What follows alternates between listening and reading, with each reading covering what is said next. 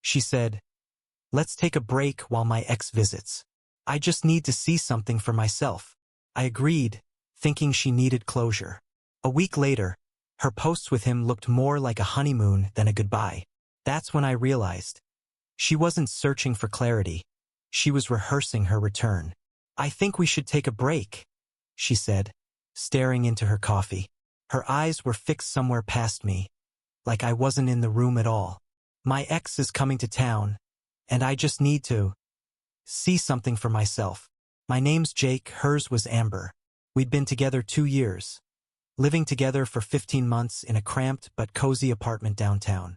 The walls were covered with a mix of our art, mismatched frames, and that faded photo from the first concert we went to together. That morning, I was planning to surprise her with plane tickets to the coast. A weekend getaway, just the two of us. I'd even packed a small bag for her favorite skincare products and a new pair of sunglasses she'd been eyeing. I imagined the two of us walking on the sand, the sun dipping below the horizon, laughing at nothing. Instead, I got hit with "I need space." I froze mid-sip, the coffee in my hands suddenly heavy, bitter, unnecessary. "Space?" I asked, trying to keep my voice calm, to mask the jolt in my chest. "Amber, is something wrong?" She shrugged, her fingers tracing the rim of her mug. The steam curled up around her face, half concealing the doubt I now saw flickering in her expression. "I just need time to figure things out," she said, voice soft but final, like she had rehearsed it. I nodded, swallowing hard. I agreed because I told myself she was asking for clarity, not an audition for her past. I thought she wanted closure. I thought this was a momentary fissure, a temporary space to breathe. Not a doorway to someone else's memory lane. Not a corridor lined with old flames waiting to judge me. I thought she'd come back. But deep down, in the silent place where the gut truth lives, I felt a creeping suspicion. Something in the set of her shoulders, the way her hand lingered on the table as though letting go of something else entirely, told me this wasn't about reflection. It was about rehearsal. Amber wasn't just taking a break. She was auditioning for her return, just not to me. After she left the kitchen, I sat on the edge of the couch, staring at the small stack of plane tickets I'd been about to print. The paper felt heavier than usual, each sheet a miniature promise of laughter and freedom, now tinged with irony. Our apartment, once alive with shared playlists, cooking experiments, and the occasional debate over the dumbest trivia, suddenly felt empty. The cushions held the memory of her shape, and the faint scent of her perfume lingered in the air, an invisible proof that she had been here, but not entirely present. I tried to reason with myself. Maybe she needed distance. Maybe the timing was bad. Maybe I was overreacting. But the knot in my stomach kept tightening, a stubborn coil that whispered, this wasn't normal. People ask for space to breathe, to think. They don't do it the day you plan a surprise weekend away. They don't do it the day your heart is wide open for them. And they don't do it while smiling at some ghost in the past. That evening, the apartment felt like a mausoleum of what was. The once vibrant living room, with its string lights tangled in the curtain rod, now seemed to trap shadows instead of laughter. I paced, muttering aloud, reciting the silly arguments we'd had that morning about the coffee maker or whose turn it was to do the dishes. Felt absurd and yet unbearably final. I realized that all the small compromises, the shared routines, the weekend rituals we had built, were suddenly unmoored, floating in the void between us. By the time the sun dipped past the city skyline, bleeding orange across the windows, I had reached a quiet understanding. Amber's break wasn't about self-reflection or healing. It was about testing boundaries, her boundaries against me. She needed to feel the old familiarity with him again, and I was simply collateral in that experiment. I poured myself a drink, staring at the ice clinking against the glass, and thought about all the mornings I had imagined waking up beside her, planning trips, making small but important gestures, laughing at movies we both secretly hated, dreaming together.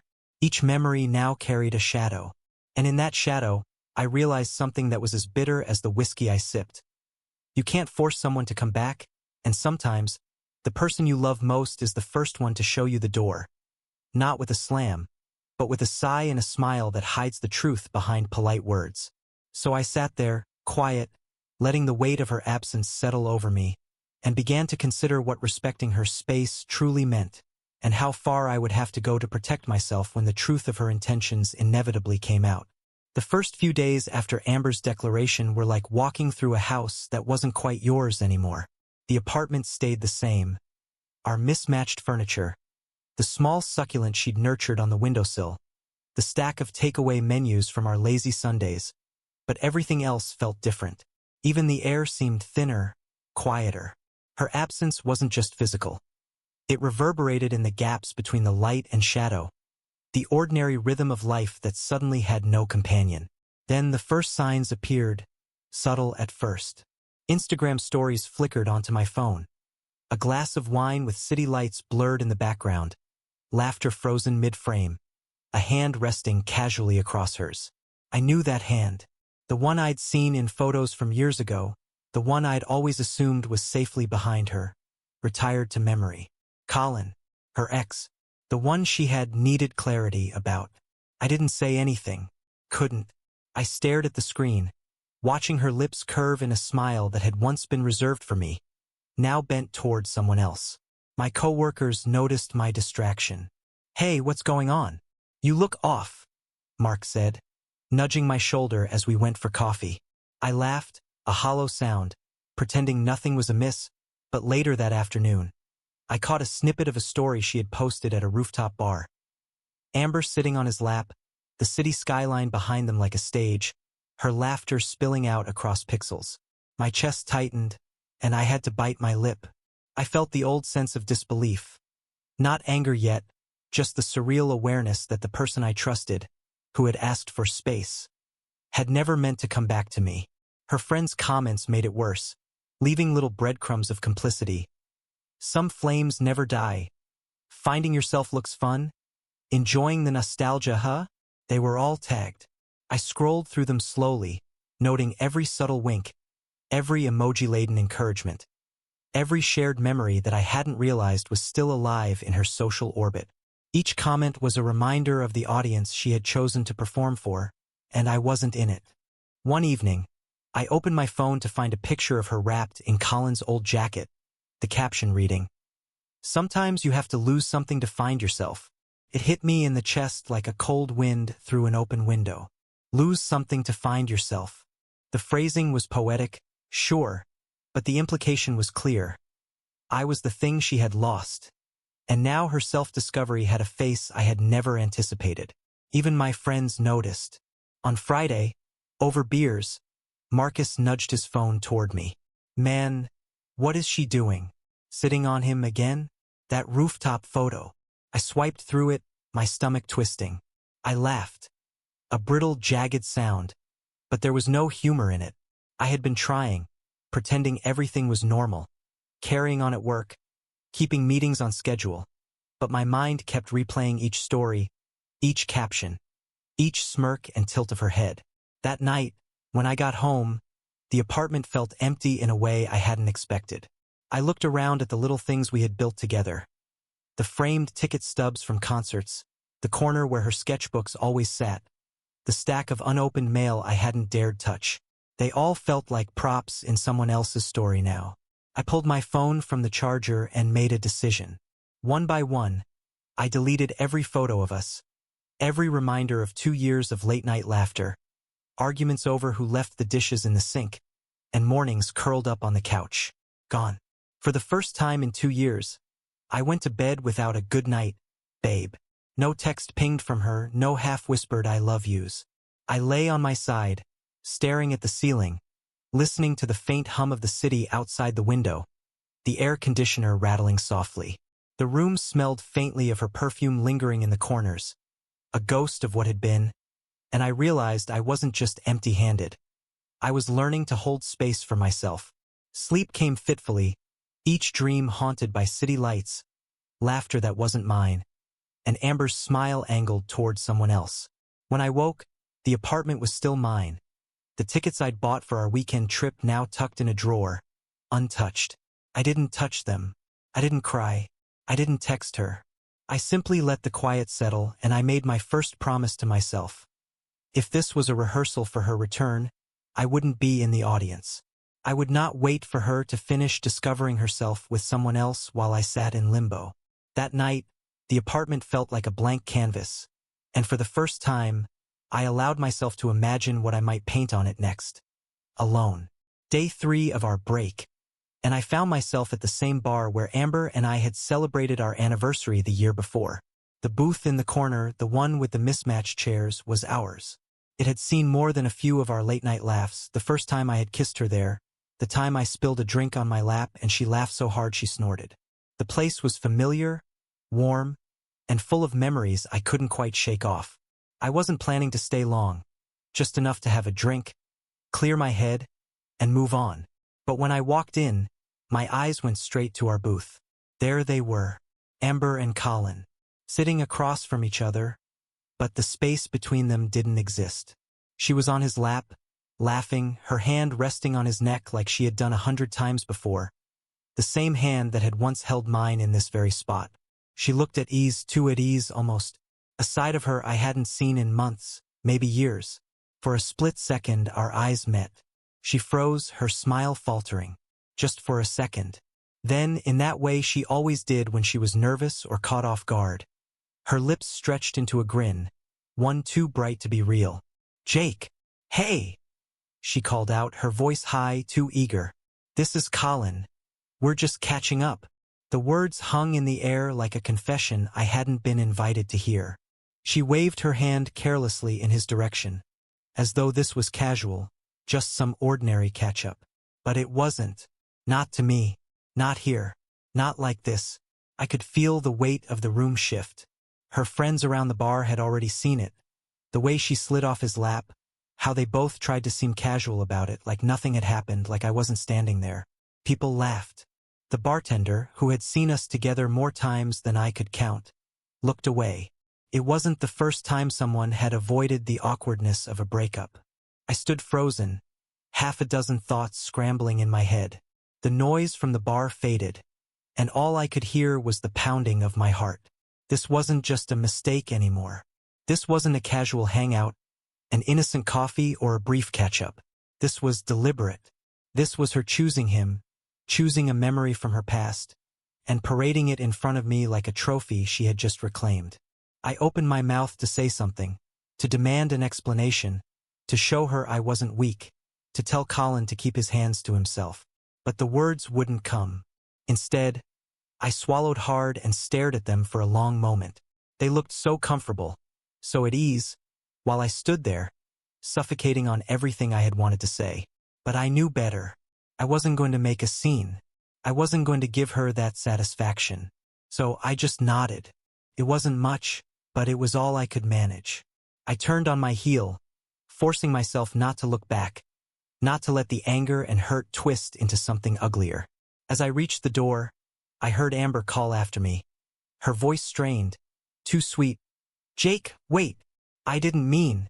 I didn't stop. I didn't say a word. Some things are louder when you stay silent. I left a tip on the counter, grabbed my jacket from the back of the chair, and stepped out into the cool night air. The city lights blurred around me, the hum of traffic and distant conversations muffled by the pounding in my head.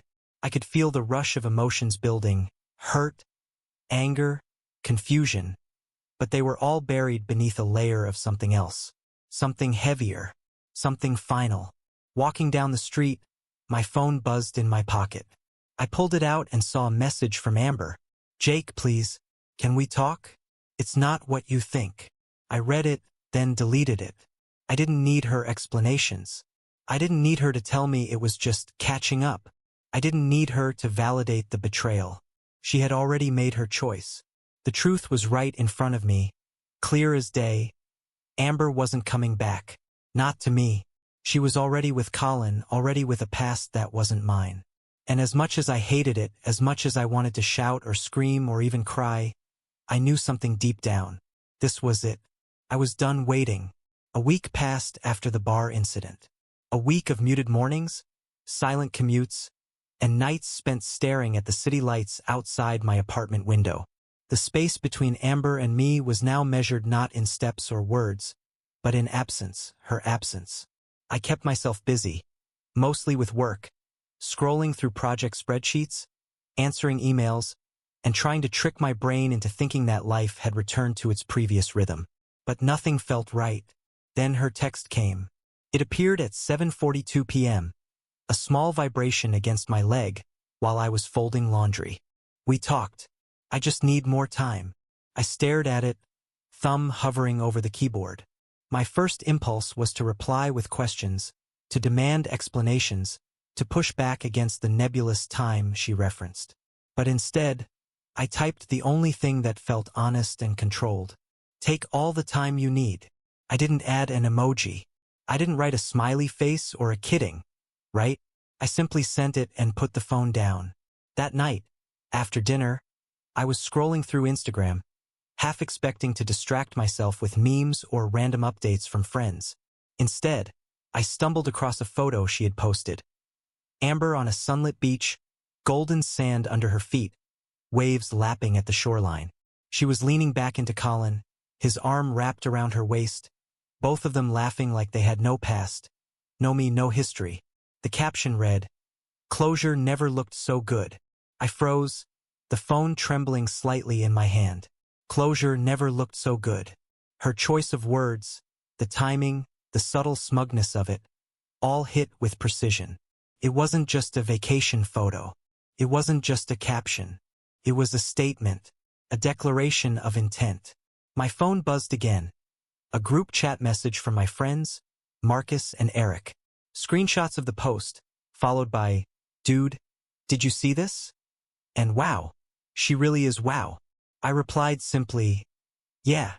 Then I poured myself a drink. Not whiskey this time. Something dark and heavy.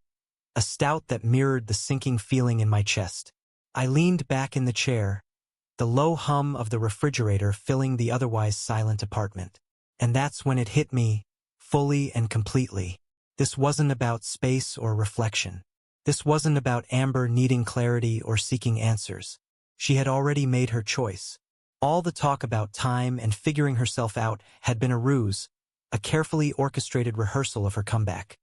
A performance she had been staging while I sat silently in my own apartment, waiting, hoping, imagining she might return. The realization stung, but it also brought an unexpected clarity. I had been living in anticipation of someone who had already moved on. I had been investing energy, thought, and emotion into a version of our relationship that no longer existed. A shadow play of memories that she had decided weren't worth preserving with me. I set the phone down. The Instagram glow faded from the screen, leaving me with the dim light of the living room lamp. I felt the weight of it, the betrayal, the emptiness, the exhaustion, but also, for the first time in days, a sense of relief. Relief because the truth, no matter how painful, was now undeniable. She wasn't searching for clarity. She wasn't lost or confused. She had chosen, and that choice didn't include me. I took a deep breath, the kind that sinks all the way to your stomach and then exhales slowly through your chest. For the first time, I allowed myself to sit with that truth without flinching, without wishing it were different. It was uncomfortable, yes, but honest. That night, I didn't text her. I didn't check her stories again. I didn't scroll to see if the sunset in the background matched the one we had once watched from our old apartment balcony. I poured another drink, smaller this time, and let it sit beside me, untouched for a while, as I began to think about the life I wanted. Not the life I had imagined with her, but the one I would build without waiting for someone else to choose me. The rehearsal had ended. I wasn't the audience anymore. I didn't have a part in her new act, and that was freeing in a way I hadn't expected. I could start living for myself again, letting the space she demanded become my own. For the first time since she said she needed a break, I felt a measure of calm settle over me. Quiet, deliberate, and mine. And somewhere in the back of my mind, beneath the ache and the memory of what we had, I knew this calm was not resignation. It was a beginning. 2 weeks later, the doorbell rang. I wasn't expecting anyone. I had spent the morning running errands, picking up groceries, and grabbing a couple of books I had been meaning to read. The apartment smelled faintly of coffee and the last night's rain still clinging to the windowsills. I opened the door to find Amber standing there, a floral bouquet in her hands, her eyes rimmed with red, the telltale sheen of tears catching the afternoon light. The whole performance was on display. The trembling voice, the quivering lower lip, the carefully tilted head that suggested vulnerability, remorse, and longing all at once. She stepped forward, holding the flowers out like an offering, as though their mere presence could rewrite the past 2 weeks. "Jake," she started, voice breaking. "It was just a mistake. I needed to know if what we had was real." I looked at her for a long moment, taking in the precise choreography of her act. The hair brushed just so, the pale blue dress she knew I liked, the faint perfume lingering in the air between us. And for a fraction of a second, a small part of me felt the pull to reach for her, to grasp at what we had lost, to forgive. But then reality set in. "And?" I asked, steady, calm, with none of the tremor in my voice that she might have expected. Her hands tightened around the bouquet. Her voice cracked again. "I made a mistake. I shouldn't have left." I shook my head slowly, the motion deliberate. "No, Amber, you didn't make a mistake. You made a choice." Her lips parted, disbelief flashing in her eyes. "Jake, you can't just..." I held up a hand. "I can. And I will. You walked away to see if there was something better. That was your choice. Not a mistake. Not a lapse in judgment. A decision." Her expression faltered, the practiced act of vulnerability slipping for just a moment. I could see it. The flicker of panic behind her tears. The quiet realization that my calm had stripped her of the performance she thought she could control. She stepped closer, lowering her voice to a whisper, hoping maybe proximity could sway me. "Don't you care? Don't you fight for us?"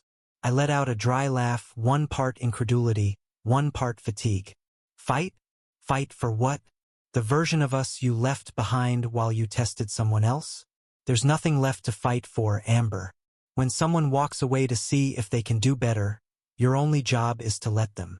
She tried to argue, voice rising in desperation, painting me as heartless, unfeeling, cold. She reminded me of all the shared memories, the plans, the trips, the lazy Sunday mornings. She called me cruel, said I wasn't trying, that I wasn't fighting hard enough, that I had given up too easily. But the truth was simple. I hadn't given up. I had simply recognized reality. Love isn't a game of endurance. It isn't measured by how much you tolerate someone testing boundaries or parading their feelings elsewhere. My feelings hadn't changed. I still cared, in the way that's quiet and private. But I wasn't going to fight for someone who had already decided to explore other possibilities while keeping me as a placeholder. Amber's hands fell to her sides, still clutching the flowers. I could see the shift in her posture, the slump of someone realizing that performance and tears aren't enough when faced with certainty. I didn't need to say more. My silence, steady and unyielding, conveyed the entirety of my decision. I stepped back from the door, letting her see the boundary clearly. "You've had your time. You've explored. I've respected it. And now, it's over." She opened her mouth, likely to protest again, to pull me back with pleas or promises. But I had no words for her anymore, only action. I stepped aside and closed the door gently, the click of the lock echoing in the empty apartment. I didn't glance back. I didn't linger in regret or anger. I didn't need to watch her reaction. The quiet of the apartment was mine again, a deliberate calm, a space where I could breathe and exist without performances, without tests, without pretenses. And for the first time in 2 weeks, I felt relief. Not bitterness, not rage, just relief. She had made her choice, and I had made mine to let her go. A month later, the notifications started coming in. Amber and Colin had broken up. I saw it first on a mutual friend's story. A blurry sunset, her silhouette walking alone along a pier, captioned, "Sometimes timing is everything, and sometimes it's nothing at all." I scrolled past without a second thought. Another post later in the week. "Betrayal teaches lessons no apology can fix." Her friends tagged her in cryptic quotes about heartbreak, bad timing, and lessons learned. There were hashtags, too. #moving in, #self-growth, #betrayed but strong. I didn't react. Not a comment, not a like, not a story of my own. I didn't need to. My life had already shifted. The apartment felt lighter. I'd reorganized it over the last few weeks, moving things that had been hers into storage or donated them. I had started cooking again, really cooking, meals with recipes I had bookmarked but never tried. The small succulent she once nurtured had been replaced with a larger fern that thrived in the morning sun. Even the living room rug, the one she always insisted clashed with my vibe, had been replaced. The space was mine fully, entirely. I had moved on, not out of spite, not for revenge, not to punish her for her choices, but because I had decided to prioritize my self-respect. The clarity that had taken root the moment she first left me to explore what she thought might be better had only grown stronger. Waiting for someone who had already walked away was a hollow endeavor. No amount of chasing, pleading, or reasoning could alter the truth. People, coworkers, friends, even family sent messages. "You should have fought for her," they said. "She's making mistakes. Go after her." Some even tried guilt. "She's lost without you. Don't let her slip away again." I read them, considered the possibility of responding, and then didn't. How do you fight for someone who has already left the battlefield? How do you argue for a place in a life they've consciously chosen to step out of? Any effort on my part would have been validation for choices that weren't mine to influence. For weeks, I stuck to routines that didn't involve her. Morning runs along the river, headphones in, music loud, watching the city wake up without waiting for her texts, without rehearsing imagined apologies or half-hearted reconciliations. Evenings were quieter now, but calmer. I read, wrote, and called friends I hadn't spoken to in months. The empty corner of the couch that once held her weight no longer felt like absence. It felt like freedom. And when I did think of her, which was inevitable at least at first, it was different. I didn't feel anger or bitterness. I didn't feel sadness or longing. Just calm. A gentle acknowledgement that the chapters we had written together had concluded, that the narrative she was pursuing didn't require me, and that my story would continue regardless. Closure, I realized, isn't a phrase or a text message. It's not a tearful apology or a dramatic confession. Real closure comes from within. It comes when you no longer measure your self-worth against someone else's actions, when their choices no longer hold power over your peace. It's a quiet understanding that you've done what you could, loved as fully as you were able, and that their decisions are theirs alone. I poured myself a drink one evening, looking out at the city skyline. The orange glow of the sunset reflected on the glass, warm and forgiving. I didn't think of Amber as lost or gone. I didn't even think of Colin. I thought of myself, the version of me that had learned, adapted, and grown through betrayal, disappointment, and heartbreak. I set the glass down and smiled softly. The knot of anticipation and tension that had been with me since the break had dissolved. There was no rush, no lingering what-ifs, no unfinished business. The calm I felt wasn't temporary. It was permanent, built on experience, patience, and a choice to honor myself above all else. Because real closure doesn't come when they say, "I'm sorry." It comes when you genuinely don't care anymore. And in that moment, I didn't.